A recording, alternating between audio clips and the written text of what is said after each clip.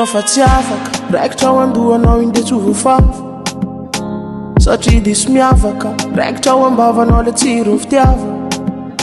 fa na waiza anao na waiza na aniza anao na aniza nandezaka mamizanao aty anao anidy na hitadiny zay rehetrarehetra nomeko ho fahiny fa ny fonao nasiko lafitondro niavanao rehetra mahakobo eny oatra anatsiny na ny tenako aza ny haiko mihitsy fa ny fonao nasiko lafitondro niavanao rehetra mahakobo eny oatra anatsiny na ny tenako aza ny haiko mihitsy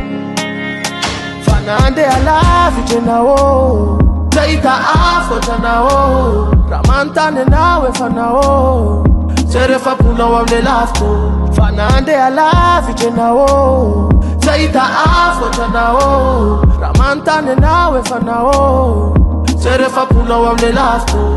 alefa voromelananao andefa afatra satria afa be ny tsiron'le zavatra taty anao ny samatra fa ny antsay fa ny haiko hoe tsy afaka fafana ny anarako enao hitadony laratalby atadiny zay fa vita hoe mivika loatra rehefa tsika mitsamo tsy voafafana tianao fonao nasiko lafitondro niavanao rehetra mahakobo eny oatra anatsiny na ny tenako aza ny haiko mihitsy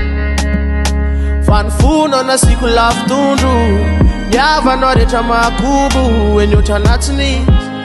na ny tenako aza ny haiko mihitsy fa nandeha lavitra anao zahita afo ohatranao raha manontany anao efa nao zay rehefa ponao amle lafito fa nandeha lavitra anao zahita afo ohatranao raha manontany anao efa nao zay rehefa ponao amle lafito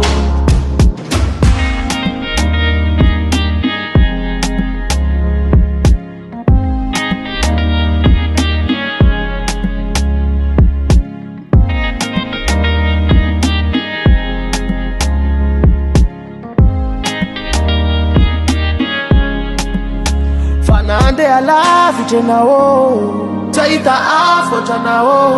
raha manontany anao efa nao zay rehefa ponao amle lafito fa nandeha lavitra anao zahita afo ohatranao raha manontany anao efa nao zay rehefa ponao amle lafito